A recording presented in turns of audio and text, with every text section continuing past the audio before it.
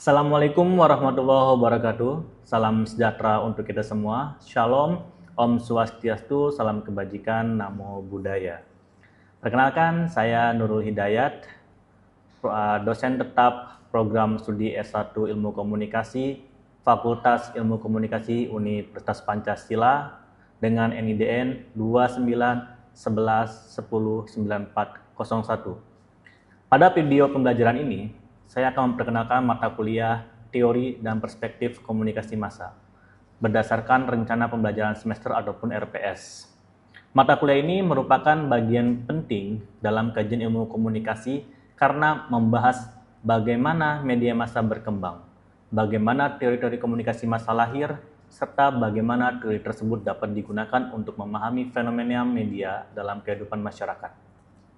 Secara umum, mata kuliah ini tidak hanya berorientasi pada hafalan teori. Mahasiswa tidak hanya diharapkan mengetahui nama tokoh, istilah, atau definisi teori komunikasi massa.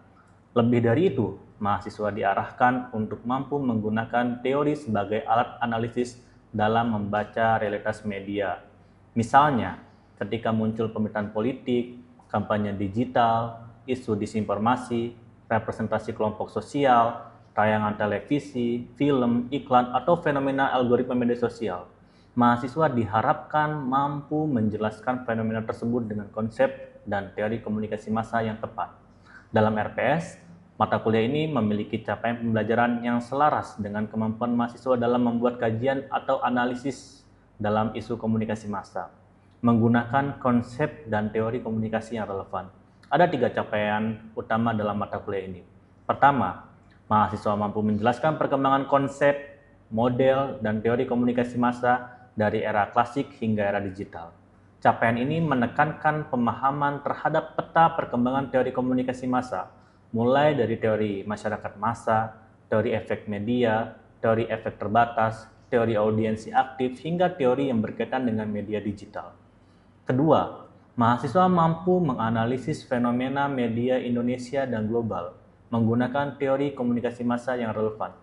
Artinya, teori yang dipelajari tidak berhenti sebagai konsep abstrak, tetapi digunakan untuk membaca kasus nyata dalam kehidupan sosial, politik, budaya, dan digital. Ketiga, mahasiswa mampu menyusun kajian akademik berbasis teori komunikasi massa secara kritis, sistematis, dan juga berbasis evidensi. Capaian ini penting karena mahasiswa dilatih untuk menyusun argumen, menggunakan data atau contoh media, memilih teori yang sesuai, serta menyajikan analisis secara akademik. Untuk mencapai kemampuan tersebut, perkuliahan ini disusun secara bertahap, sehingga mulai dari tahap awal hingga tahap akhir, semuanya bisa sempurna. Nah, dengan demikian, mata kuliah teori dan perspektif komunikasi massa dirancang untuk membentuk mahasiswa yang tidak hanya memahami teori, tetapi juga mampu berpikir kritis terhadap media. Ya, demikian gambaran umum daripada RPS mata kuliah teori dan perspektif komunikasi massa. Demikian gambar umum RPS mata kuliah teori dan perspektif komunikasi massa. Selanjutnya, mari kita akan bahas materi penting pada hari ini, yaitu tentang 4 era teori komunikasi massa.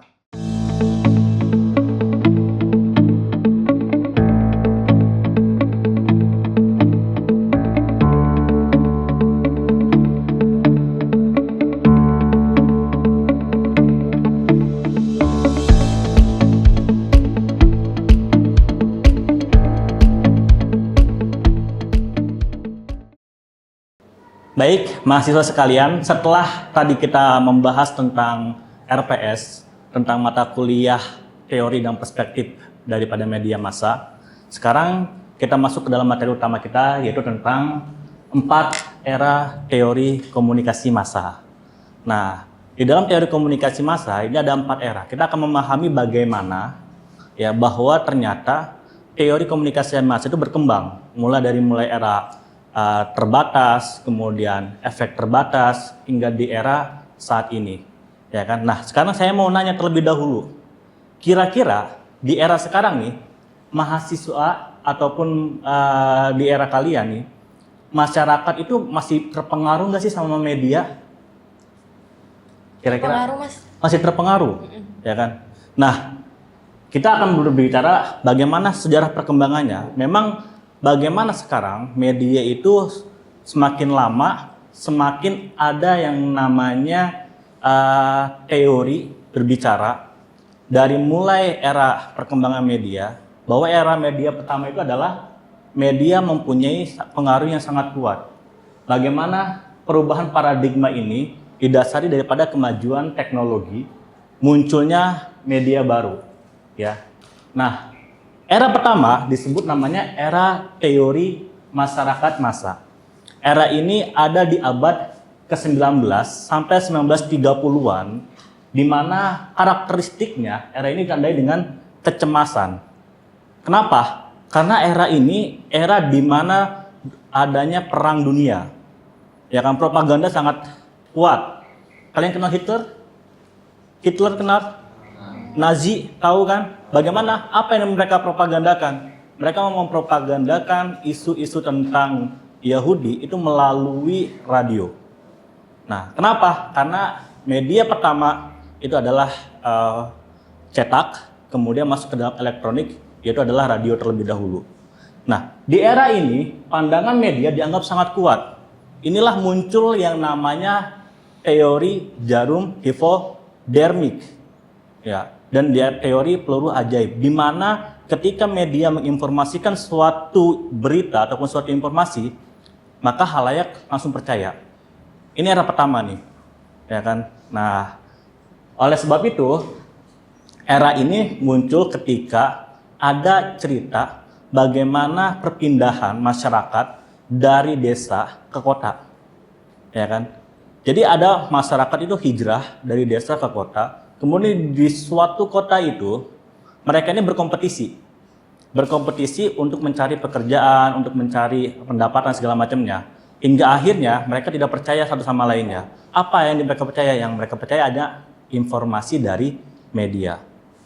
Bahkan ada cerita, ada iklan dari radio BBC, ya kan, tentang alien turun. Akhirnya di Amerika itu mereka panik buying.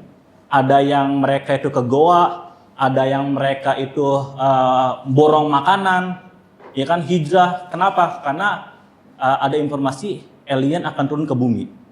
Dan mereka percaya, ya kan. Padahal setelah ditelusuri itu adalah drama daripada iklan di radio waktu itu. Ya kan? Nah, ini era pertama. Kemudian selanjutnya kita masuk ke dalam namanya era kedua. Era kedua itu disebut namanya era perspektif ilmiah ataupun efek terbatas. Era ini dijelaskan bahwa ini adalah era di mana ternyata pengujian daripada antitesa tesis awal. Kalau tesis awal kan tadi yang era pertama media sangat kuat kan. Nah, diuji nih sama era ini. Bener nggak sih kalau misalkan bahwa masyarakat itu ada informasi itu langsung terpengaruh oleh media, ya kan? Maka karakteristiknya peneliti itu menggunakan metode empiris dan menemukan bahwa media tidak secara langsung mempengaruhi opini masyarakat. Nah, kalian nih kalau membaca informasi media, kira-kira kalian itu bakal langsung menyerap informasinya, atau kalian bakal mengkomparasi dulu, bakal cek and recheck.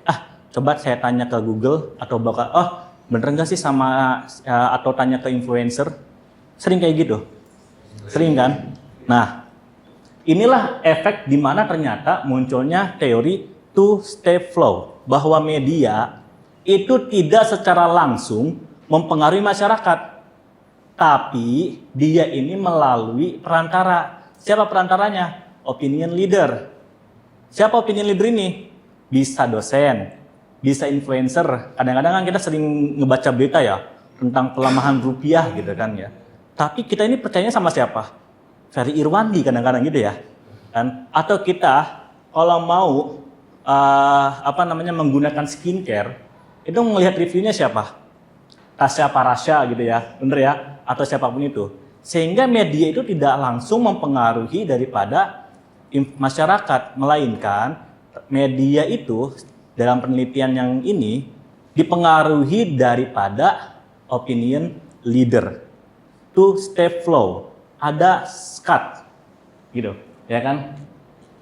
Jadi dalam pandangan efek ini, di pandangan era ini, pengaruh media itu bersifat terbatas karena difilter oleh faktor sosial, faktor keluarga, teman, ya kan? Kalau kalian itu pengen tahu informasi tentang agama, kalian kan larinya kemana?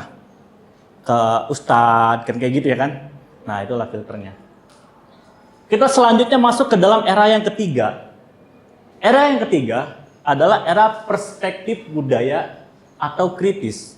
Era ini muncul di era tahun 1960-an sampai 1970-an. Di mana karakteristiknya adalah berbicara mengenai bagaimana media itu mempengaruhi budaya, membentuk realitas sosial, dan menciptakan hegemoni. Nah, sekarang saya mau tanya nih, kamu siapa namanya? Rafli. Rafli, menurut kamu cantik itu seperti apa, Rafli? Cantik itu menurut saya Nggak apa-apa. Putih? putih, Oke, apa lagi?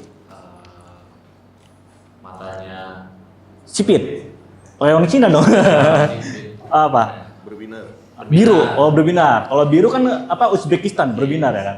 Oke. Rambutnya panjang? rambutnya panjang, Tinggi? nggak terlalu tinggi. Nggak terlalu tinggi. Oke. Kenapa?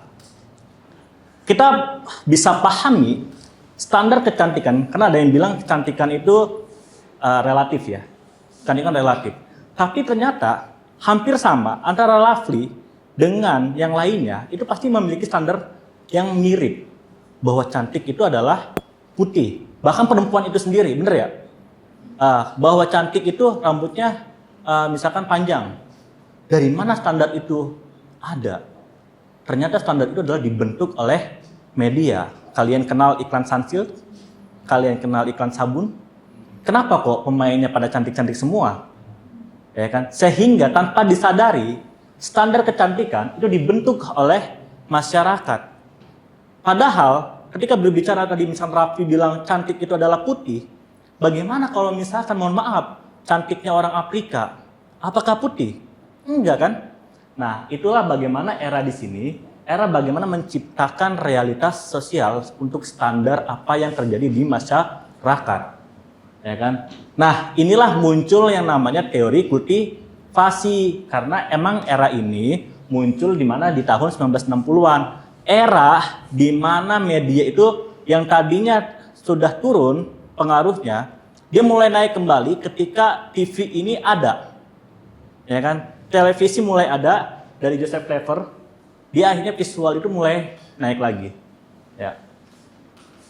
Dan yang keempat, ya, dari 4 era ini, itu adalah era penciptaan makna ataupun komunikasi digital. Era ini era yang muncul di tahun 1980-an hingga saat ini. Di mana era ini mengakui khalayak itu mulai aktif. Kalau tadi kan di era pertama khalayak itu pasif. Apa yang diinformasikan oleh media, dia akan terpengaruh. Bahkan apapun yang diinformasikan, dia akan lakukan. Tapi di era sekarang, kita itu bisa memilih mana informasi yang dibutuhkan, mana informasi yang kita pilih, bener ya? Contoh, ya kan? Kalau misalkan kita pengen beli sepatu olahraga, kita akan memilih search kan, kita sukanya Nike atau Adidas, kan gitu. Nah, tapi ada satu hal yang teman-teman perlu pahami. Ternyata di era saat ini, itu kan sebut namanya usage and gratification, bahwa penggunaan media sosial kita tergantung bagaimana kebutuhan kita, motivasi kita apa, untuk hiburan atau untuk informasi, kan gitu. Kalian pernah ngerasa bebas nggak memilih di era sekarang ini? Pernah? Ketika buka konten TikTok, buka konten Instagram, ngerasa bebas nggak memilih? Bebas. Tapi ternyata di era algoritma sekarang, pilihan kalian ternyata adalah hasil daripada algoritma itu sendiri. Nah, makanya efek media dalam hal ini bersifat jangka panjang. Ya, itu adalah 4 era teori komunikasi dari perkembangan teori komunikasi massa. Semoga bermanfaat. Ya, kita akhiri kelas pada hari ini. Terima kasih, selamat siang. Wassalamualaikum warahmatullahi wabarakatuh. Waalaikumsalam warahmatullahi wabarakatuh. Ya, terima kasih juga ya.